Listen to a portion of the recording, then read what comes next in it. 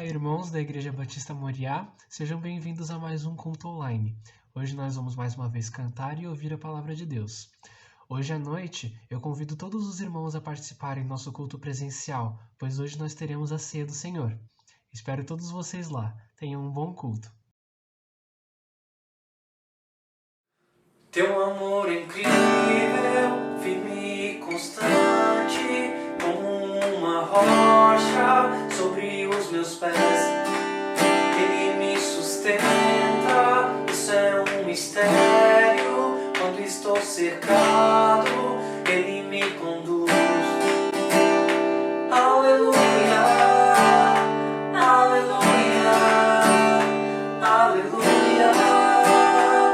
Teu amor me faz cantar. Aleluia, aleluia, aleluia. Teu amor me faz cantar. Teu amor surpreende, desce de repente, alegria imensa sempre a me encher. Sempre que te vejo, brilha tua bondade, nasce um novo canto dentro do meu ser. Aleluia, aleluia, aleluia. Teu amor me faz cantar. Aleluia, aleluia, aleluia. Teu amor me faz cantar.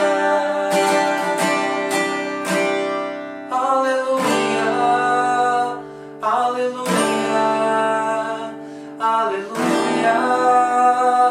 Teu amor me faz cantar. Aleluia, aleluia, aleluia. Teu amor me faz cantar. Aleluia, aleluia, aleluia. Teu amor me faz cantar. Aleluia, aleluia, aleluia. Teu amor me faz cantar.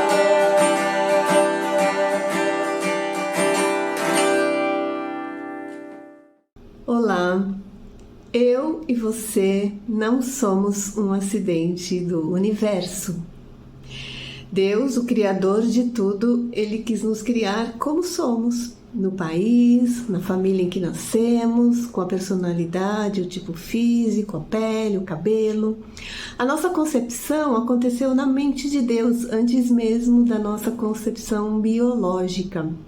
Deus planejou o mundo para nos colocar nele e nos fez a sua imagem e semelhança. Tendo Deus o amor como essência do seu caráter, quando nos fez, nos deu condições de respondermos ao seu amor. Não somos acidente, temos significado e propósito quando colocamos Deus como referência da nossa existência. Isaías 44:2 diz: Eu sou o Senhor, sou o seu Criador e o tenho ajudado desde o dia em que nasceu. Vamos orar? Deus, Criador do Universo, obrigada por me fazer como o Senhor me fez. A família, o país, o tipo físico, as habilidades, de acordo com seus propósitos. Obrigada por me dar condições de responder ao seu amor, por me fazer a sua imagem e semelhança. Muito obrigada porque o Senhor é o meu Deus. Eu oro em nome de Jesus. Amém. Amém. Um abraço.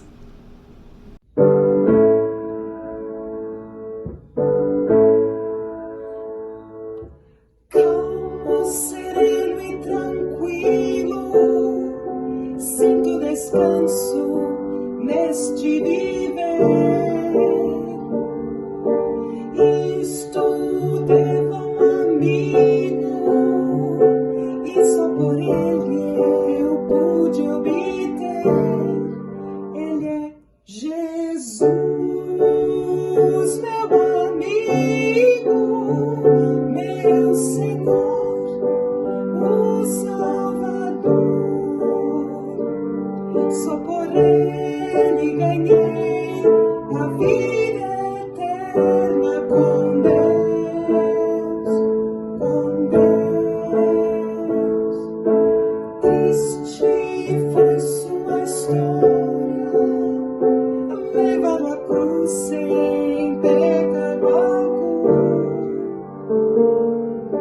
só porque me amou,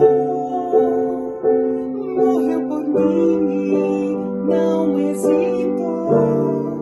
Ele é Jesus, meu amigo, meu Senhor, o Salvador.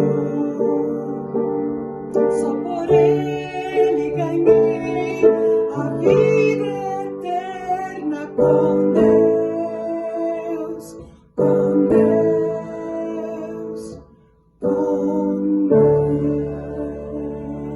Deus. Olá, bom dia, queridos irmãos e amigos da Igreja Batista Moriá, tudo bem? Hoje vamos a mais um estudo dos nossos personagens bíblicos. Nosso personagem de hoje é Estevão. Você já ouviu falar desse personagem? Você se lembra o que ele fez ou o que aconteceu com ele? Ao ouvir o seu nome, você já pode se lembrar de alguma lição que podemos aprender com ele? Ou você não ouviu? De qualquer forma, tenha ouvido ou não tenha ouvido sobre esse personagem, eu quero convidar você a juntos estudarmos esse personagem e verificarmos o que a gente pode aprender através da sua vida. Estevão foi um dos personagens mais belos e significativos da igreja primitiva e a sua história está relatada no livro de Atos, especialmente nos capítulos 6 e 7. O seu nome significa coroa, do grego Stéfanos. Possivelmente, Estevão ele era grego, ou seja, um judeu helenista, que cresceu fora da Palestina e falava grego. Ele foi escolhido num grupo de 7 homens para uma função específica de serviço.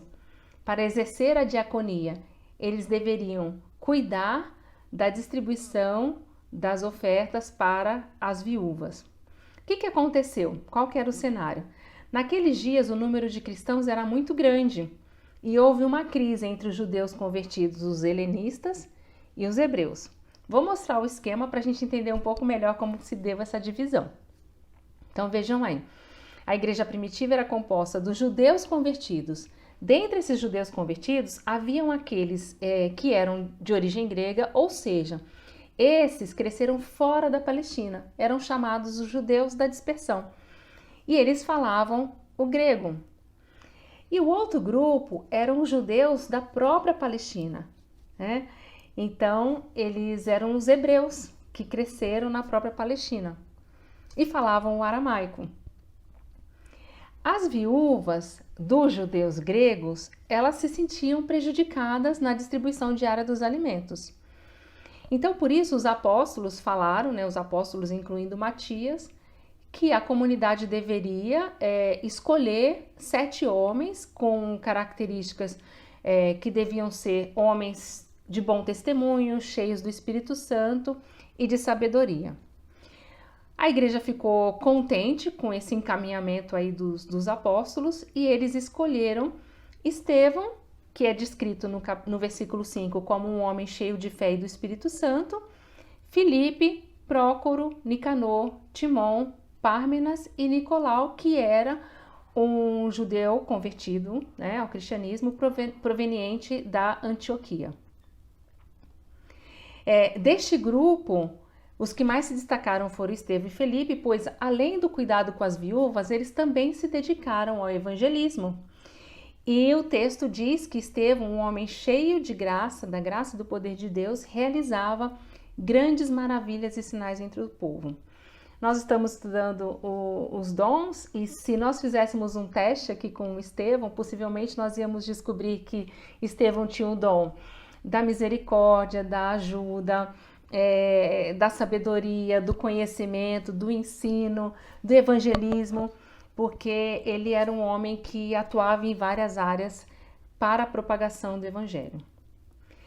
Acontece que a pregação de Estevão confrontava com o antigo sistema judaico, por isso logo Estevão despertou aí a ira dos próprios membros judeus helenistas que frequentavam a sinagoga, ou seja, os judeus de mesma origem que o próprio Estevão. O texto diz que os homens, os membros da chamada sinagoga dos libertos, começaram a fazer oposição contra ele e subornaram, ou seja, contrataram algumas pessoas em troca de dinheiro, suborno, para que eles falassem contra a pregação de Estevão, dizendo que Estevão blasfemava contra Moisés e contra Deus.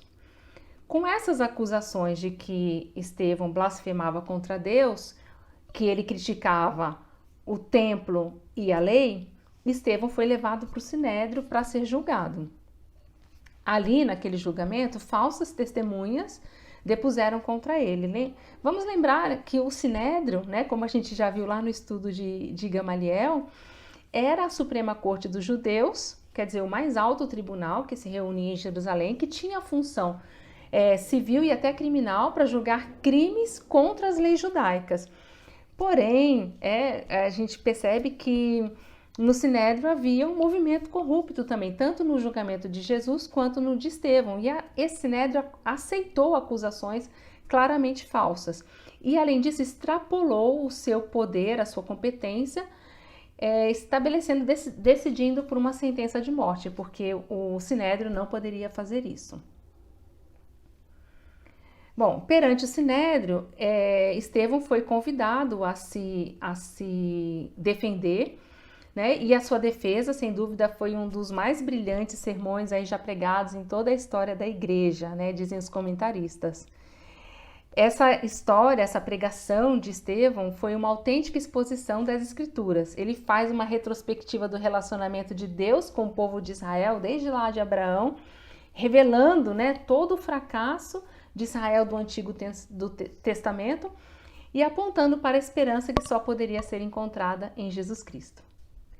No seu discurso, Estevão fala desde Abraão até José, Moisés, Salomão, a relação do povo com o templo, né? E ele usou metáforas com base no Antigo Testamento, denunciando a rebeldia daquele povo. Ou seja, Estevão queria demonstrar que aquelas pessoas, né, elas estavam cometendo exatamente os mesmos erros dos seus antepassados, né? E que agora eles tinham sido os próprios assassinos de Jesus Cristo. Só que o que acontece? Ao ouvir essa grave acusação feita por Estevão, eles ficaram mais furiosos ainda, né?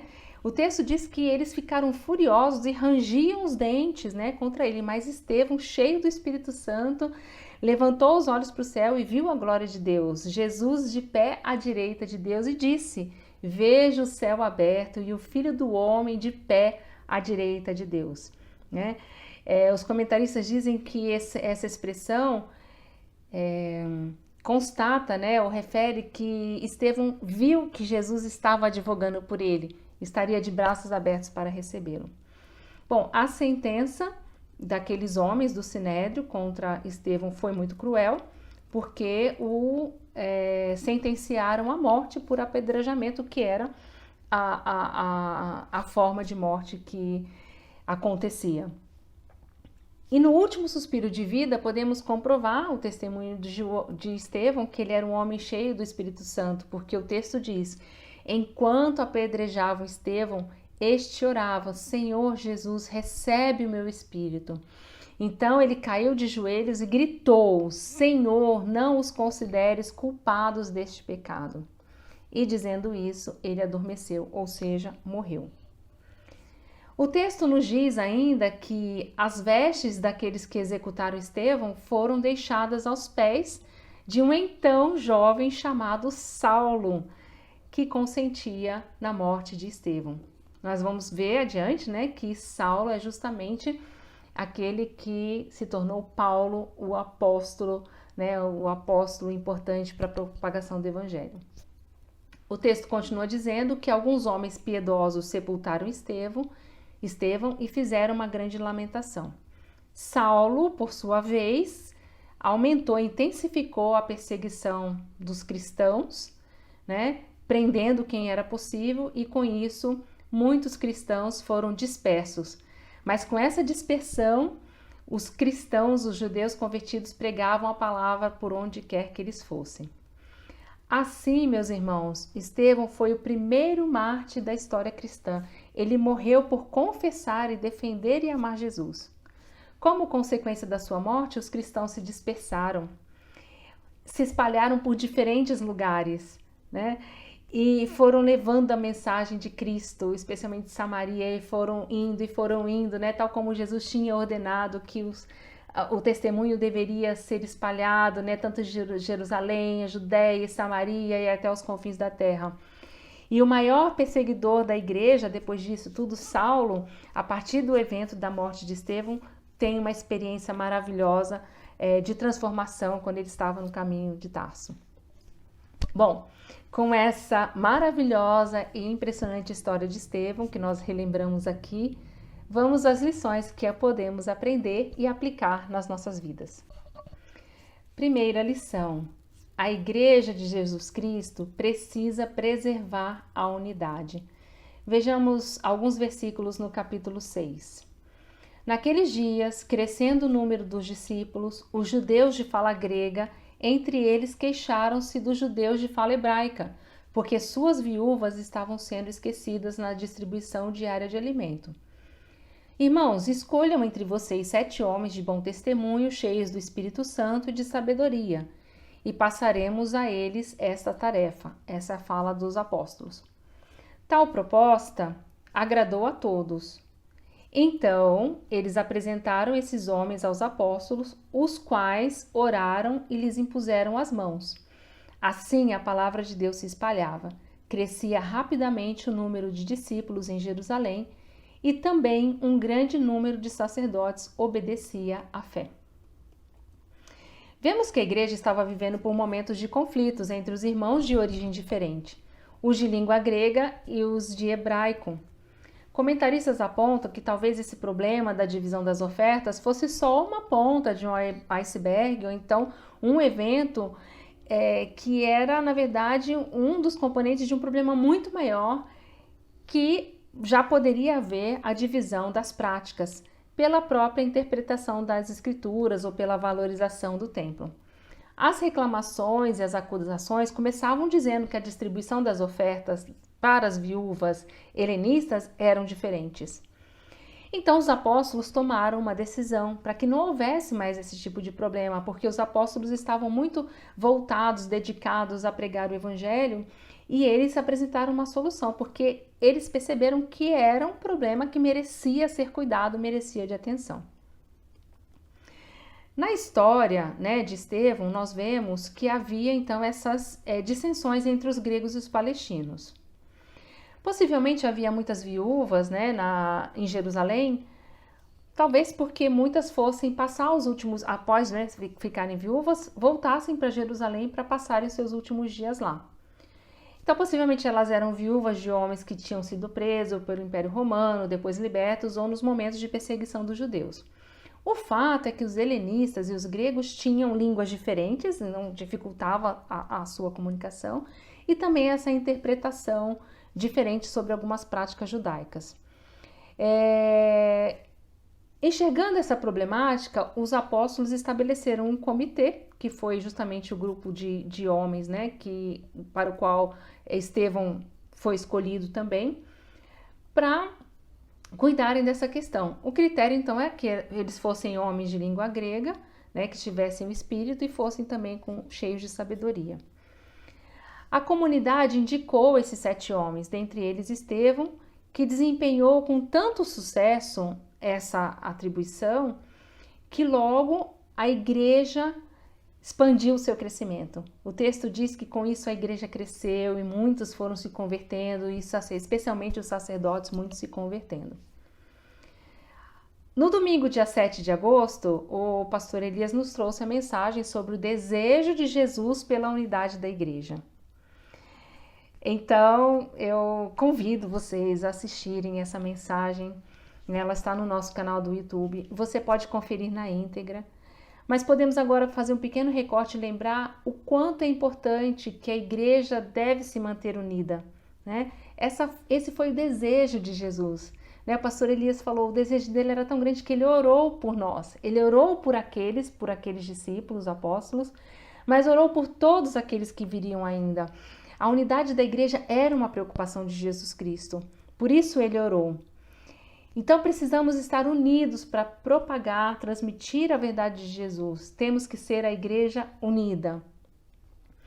Irmãos, nós devemos empenhar esforços, né, investimentos, oração, como disse o pastor Elias, para que a igreja se mantenha unida.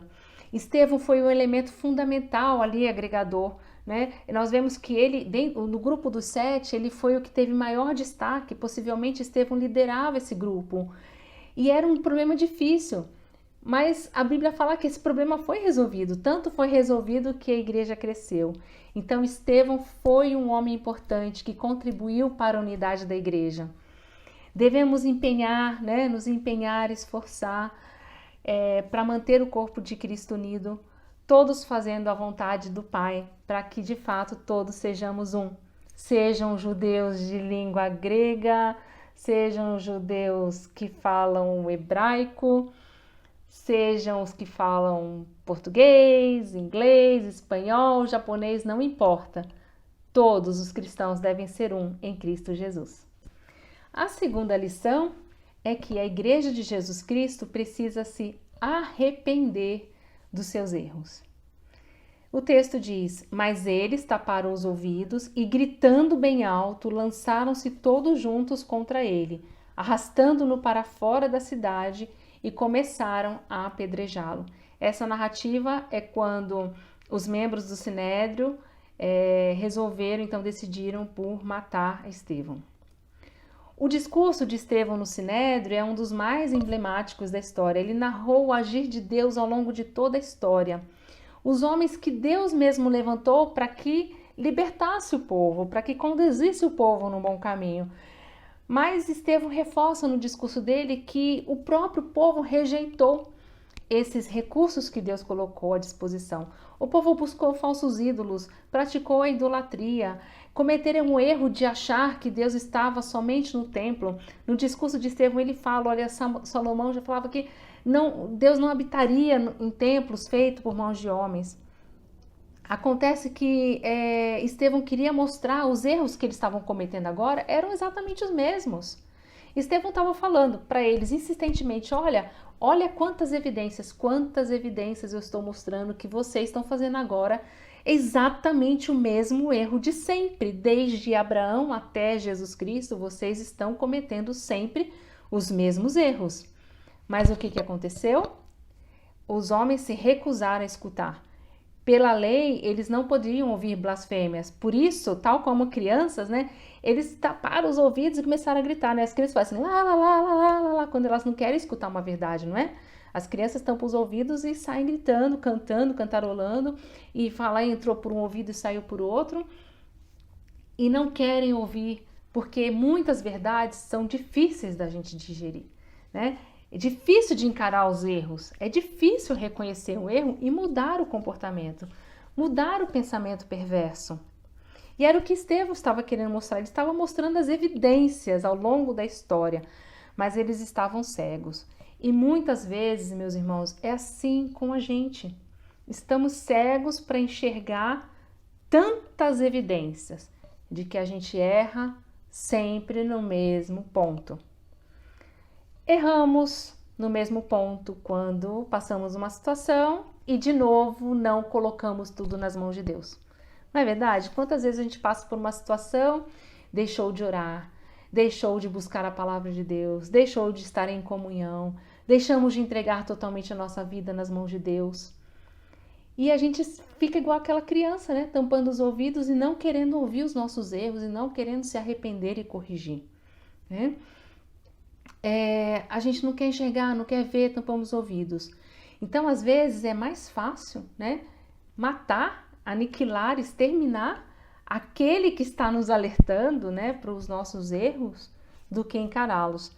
Então, os judeus que fizeram isso, que tomaram essa decisão, foi mais fácil decidir por apedrejar Estevão do que reconhecer os seus erros, que Estevão estava mostrando ali insistentemente, olha, os erros são os mesmos, vocês estão cometendo os mesmos erros. Mas para eles foi mais fácil eliminar Estevão do que se arrepender. A falta de percepção da necessidade de arrependimento levou aqueles homens a cometerem uma atrocidade com a vida de um cristão. Estevão morreu porque os outros não reconheceram e não se arrependeram dos próprios erros. Então, essa segunda lição, nós lembramos que nós devemos nos arrepender. A Igreja de Cristo precisa se arrepender dos seus erros e corrigir as suas atitudes. Na nossa terceira e última lição, vemos que a Igreja de Jesus Cristo precisa cumprir o seu propósito. O texto diz: enquanto apedrejavam Estevão, este orava: Senhor Jesus, recebe o meu espírito. Então caiu de joelhos e bradou: Senhor, não os consideres culpados deste pecado. E dizendo isso, adormeceu. Os que tinham sido dispersos por causa da perseguição desencadeada com a morte de Estevão chegaram até a Fenícia, Chipre e Antioquia, anunciando a mensagem apenas aos judeus. Alguns destes, todavia, cipriotas e sirineus, foram a Antioquia e começaram a falar também aos gregos, contando-lhes as boas novas a respeito do Senhor Jesus.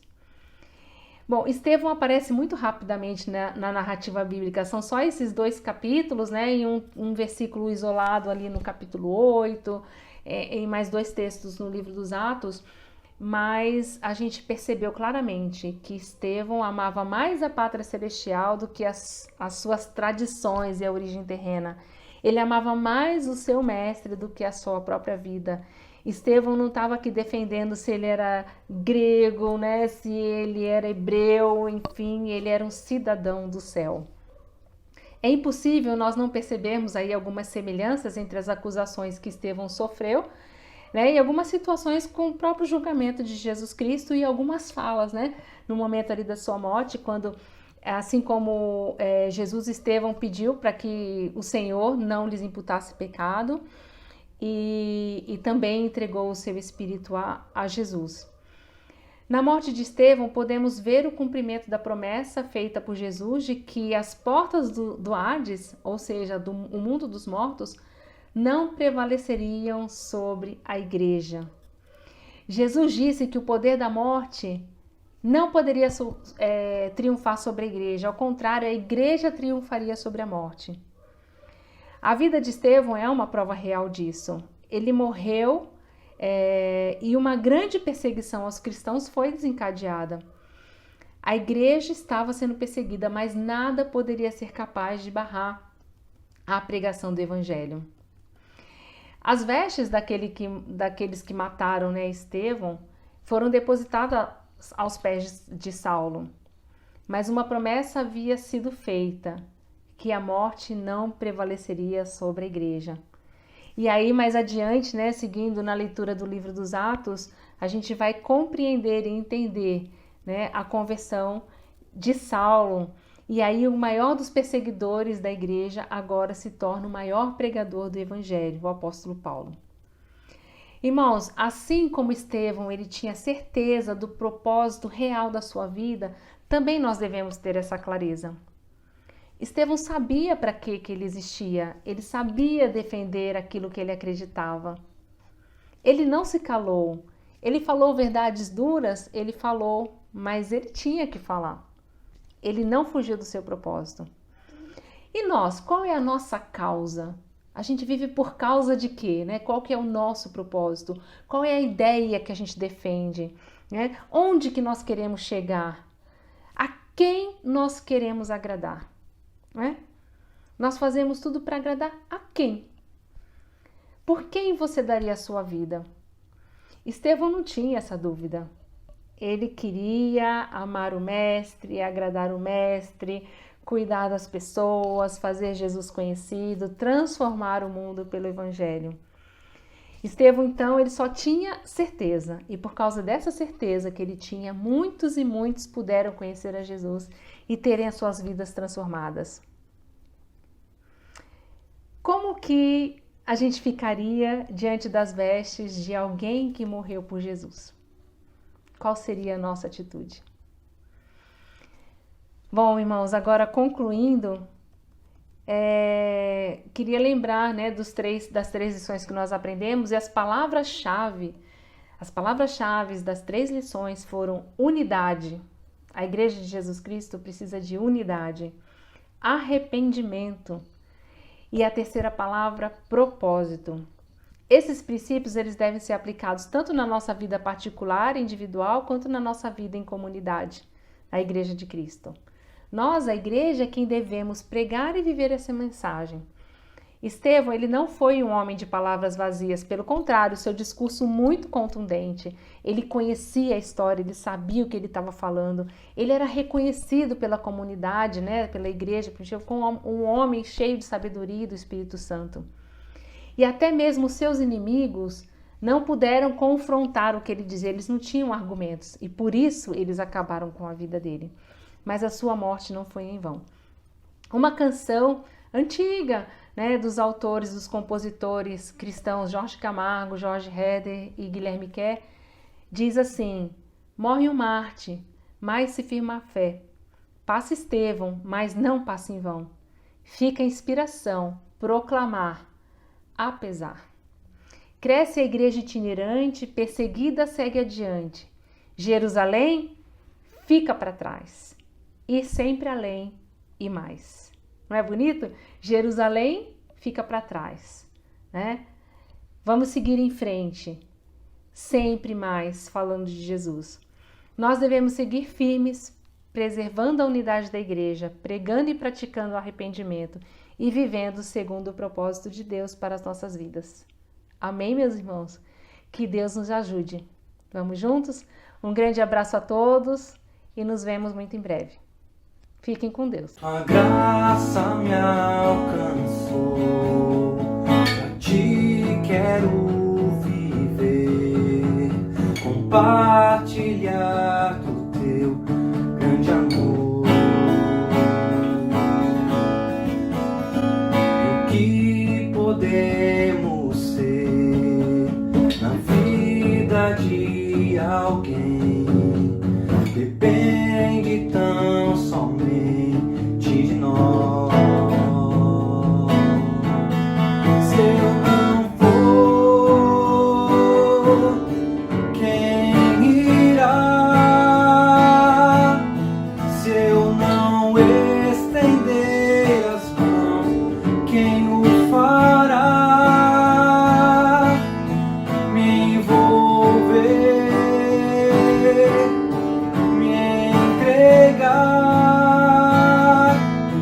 e dizer ao mundo que Jesus voltará, até que ele venha, até que ele venha. Cristo a esperança que ao mundo vou levar, até que ele venha, até que ele venha. Ele é a razão que me faz continuar. Tua graça me alcançou, pra ti quero viver, compartilhar o teu grande amor. O que podemos ser na vida de alguém depende tão somente de nós. Se eu não for, quem irá? Se eu não estender as mãos, quem o fará? Me envolver,